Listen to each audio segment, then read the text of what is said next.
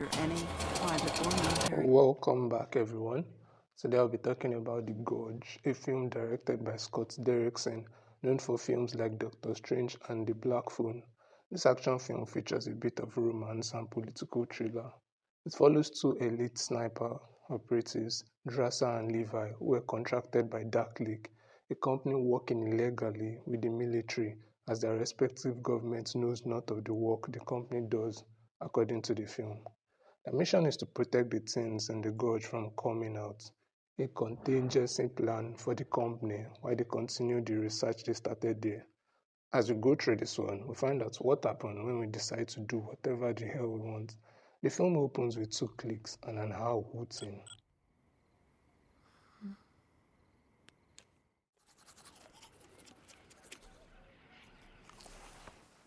Now I may be reaching here, but according to a not fully confirmed military history, the cliques were developed by certain soldiers who would cock their gun after every 1,000 meters when measuring distance, and the click sound was gotten from doing this, hence the name.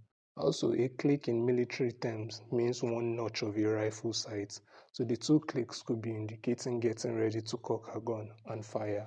While house hooting have been known to signal to others around about a foreign presence, while not always the case, this was probably done to alert us the audience and Drasa about the private plane landing.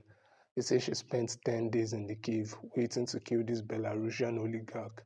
I cut from that to Levi waking up due to a nightmare he had and going to a beach where he would receive a text telling him to report to Camp Pendleton, which is a real marine base. Levi enters this room with multiple clocks on the wall, which might just be the different time zone of the other bases they are working with. We meet Sigourney Weaver, the director of the company. She asks a bunch of questions that ensures expendability. Are the actual numbers fewer or greater? This is backed up by the fact that she was willing to allow him go on this mission with his recurring nightmare, which was the reason he was deemed unfit for work. Recommends drug for anxiety and nightmare, and we learn that his father and grandfather served in the military. We cut to Prevalka, Lithuania, the home country of Drasa, with her father in a Catholic cemetery, playing cello suite no. 1 in G major. This is an anniversary, I think, for Drasa's mother, with the headstone reading 1969 to 2005 in Lithuania. Drasa's father tells her how she was photographed in Belarus. We also find out that he is an ex-KGB agent. They talk about his medical condition and him possibly going for treatment. He disagrees and decides he would end it all by February 14th if the cancer hasn't already taken him. Also, February 14th was the release date of this movie. He asks for a shame, which is supposedly a bullet casing, and he has apparently been storing it. This thing is meant to mirror the confession people would normally make to a priest in a booth, or a priest for them after. In this case, Drassa's father taking a sin with him to the afterlife. Someone to help with the heavy burden that comes with killing people as a profession, and it shows in the character of Drasa and Levi. Drasa also mentions how Rabinovich contacted her for the job about the Gorge. This comes right after the discussion of the killing of the oligarch, which is funny because the contractors of our next job are kind of the same. Next scene shows us Levi in a cargo plane. He has been sedated to avoid figuring out the place he was going to. This along with the collection of his phone and watch. His hands were scanned. This, I presume, is to give him access to the various systems in the tower. He jumps out of the plane. We can't figure out where this is immediately, but the film does leave a little clue as to where the gorge might be located. Levi meets up with JD, a Royal Marine, a British military force, which means there is an occasional switch between American and British forces in the West Tower. JD gives him the briefing about replacing the mines at the edge of the tower, the 30 days radio check-in, the cloakers, which is how they've been able to hide from satellites and other flying objects. He also mentions the stray dog protocol, a plan put in place to destroy the gorge. The T.S. Eliot poem about Hollow Men, which is what the first watcher, Captain Bradshaw, called the people down in the gorge. The poem is about the state of the world post-World War One and the feeling of emptiness, in this case, the state of the world down there post-World War II. The story about the gorge is about a private company, Dark Lake, experimenting with chemicals to create a more or equally powerful weapon as the nuclear bomb. Their post was set immediately after World War II. but a chemical leak. 2,400 men on horseback were sent there to exterminate whatever was left, but did not succeed. So they decided on a containment strategy. This was the story told by JD at least. As Levi enters the building after seeing JD off, there's a bit of destroyed or broken off concrete. This could be a little indication to the past battle with Olu men. JD uses his flare to get noticed by the helicopter, but gets killed, as we can assume the same happened to others before him to ensure secrecy. Levi writes a poem which is strongly indicative of his current state of mind and how he's drowning slowly in this thing we call life, with no one to hear him. We move to October the next month with him checking the system, and this screen does look like the e-ink technology being used for certain phones that are meant to improve reading experiences. And we get this picture of him measuring distance of something, probably measuring the distance of the cloakers and turret gun from the tower. He gets his first radio check on the 20th of October, so we can assume he arrived there 20th September. In his moment of solitude, he picks a book by Robert Frost, an American poet, and sees the writing on the wall behind the bookshelf. We see that others have been writing a line of wisdom, a saying, something to pass on to their successor, or rather something they lived with and learned throughout their stay here. We also see Bradshaw's own. Next scene shows us Drasa in the Eastern Tower, celebrating her birthday. This is confirmed with her singing the Lithuanian birthday song. We move from that to her communicating with Levi when she had a feeling he might have watched her earlier. Now, this scene where she writes on paper feels like the same one from Taylor Swift's music video, You Belong With Me. I get the view of his paper or whiteboard when he tried communicating back. This one is a bit different from the one we saw earlier. They talk back and forth this way while playing the song Blitzkrieg Bob by Ramones 1976, which I think kind of woke up the Hollow Men as they began climbing the wall. They begin shooting and we see one of them get to the top of the Eastern Tower, which shouldn't be possible since we do not hear any explosion on our side, so it could mean that there was no mine at the Eastern Tower to begin with. Levi stays up all night while Dras addresses her wound with all these bullets casing around her, which was probably shown as a symbolic gesture to her father collecting her shame, but now she's surrounded by so many and no one to collect it. It is now December and we see Levi doing his normal routine checks. He marks the 24th on this calendar, which was probably to remind him to put out an happy Christmas card on the eve of Christmas. We see the propane gas, which is the same fuel used down there. Andras are drinking booze, unlike Levi that has to go on distilled potato. This is followed by a series of montage while Christmas song plays or is played, drumming, which could be a little nod to Miles Teller's role in Whiplash, and playing of chess, a reference to Ian Taylor-Joy's role in Queen's Gambit. Also, the difference in their chess piece might be a little insight to their countries. Drasa has the more accurate-looking chess pieces, while Levi has bullet case along with bolt and screw.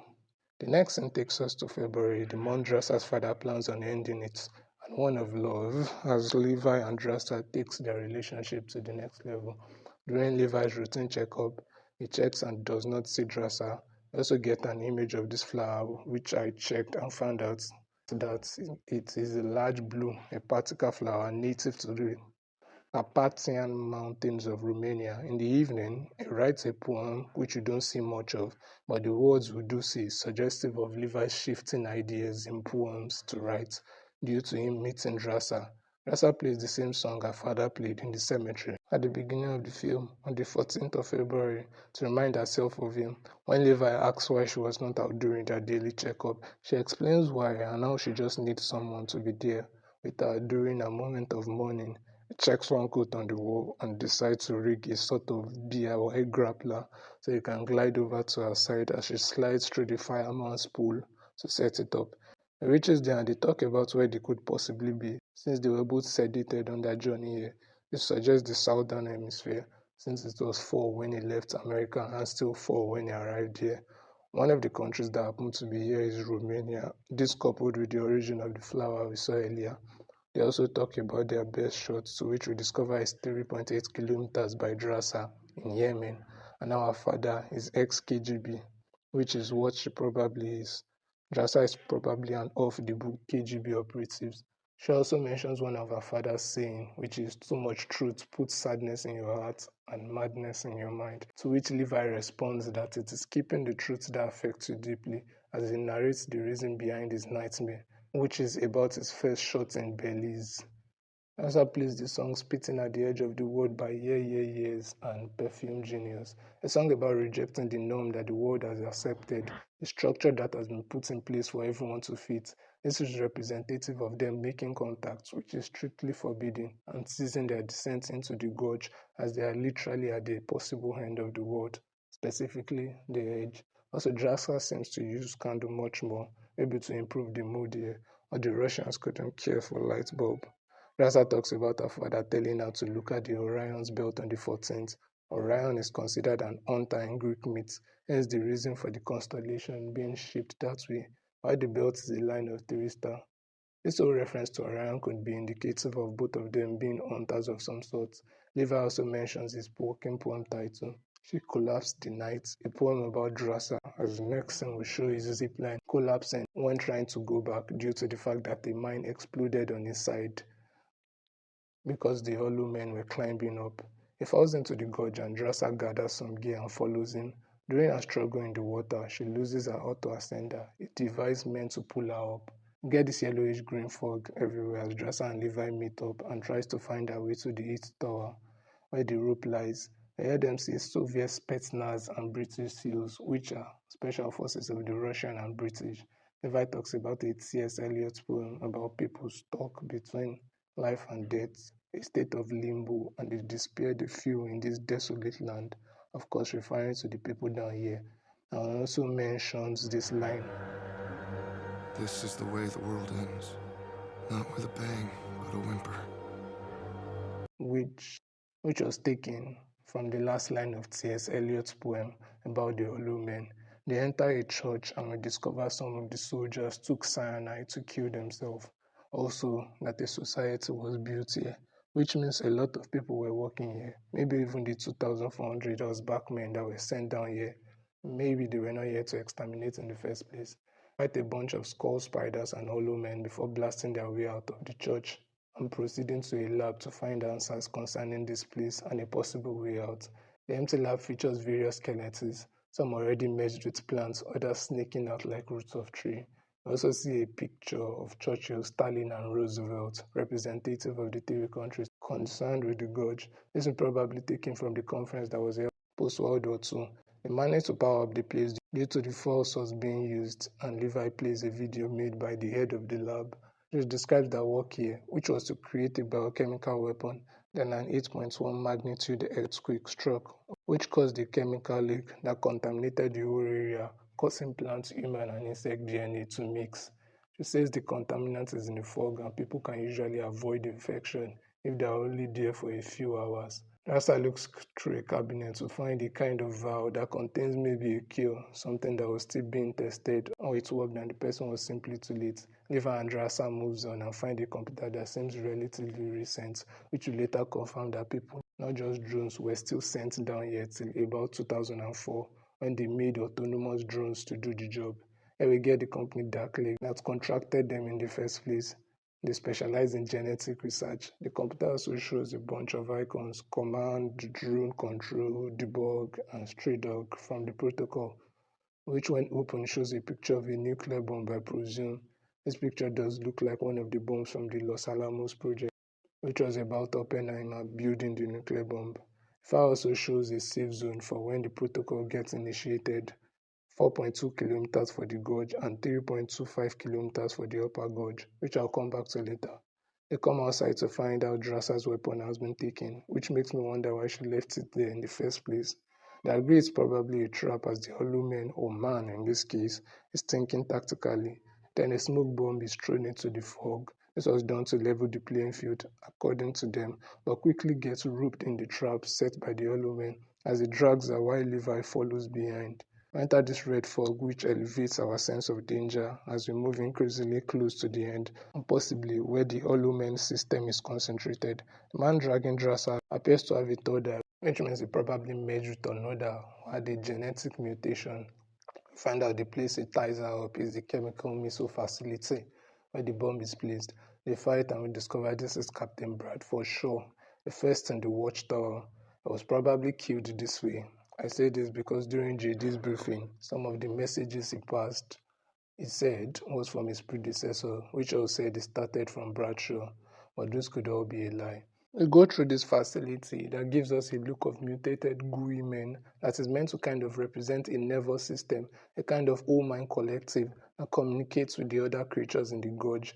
Liva Andrasa burns this place and proceeds to the maintenance something vehicle where they find a jeep which has been remodeled a little and it has winches which is powerful enough to drag them up. On their way up, they meet fellow climbers and play a game of race you to the top and bottom apparently. As Levi uses his flare along with the fuel to burn them, they reach up and Levi returns to his tower as his monthly check is the next day. The director speaks with Levi this time, asking if he went down there. He denies and she asks for him to eliminate his eastern counterparts. She asks the military officer to prepare to go there as he has been compromised from the camera feed in the Gorge's computer, which was connected to hers. She does ask to come along, which wasn't necessary. Levi and Drasa devise a plan to rig all the cloakers with explosive as they know they are being hunted. The cloakers exploding will ensure the initiation of the Stray Dog Protocol.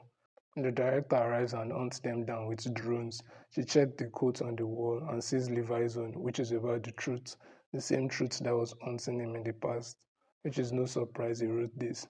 Levi checks his watch after eliminating the drone, and we see the 3.8-kilometer mark on his watch. He walks 100 meters more before setting his rifle to shoot the explosive that starts the chain reaction of the destruction of the cloakers. This makes his shot 3.9 kilometers, beating Drassa's previous record of 3.8. The director asks the pilot to forget about altitude, which was probably wrong. According to the files in the protocol, 3.25 kilometers vertically was a safe zone and would have been a shorter distance to travel than 4.2 kilometers. Drassa waits for Levi in a cave for 5 days before going to France. He plays the plan to meet up. She opens the poem she collapsed the night, and we can see the stark difference in the poem he writes now and the one written at the beginning of the film, which was about losing hope, while this one describes his newfound hope. And that is it for this one. Thanks, and please subscribe.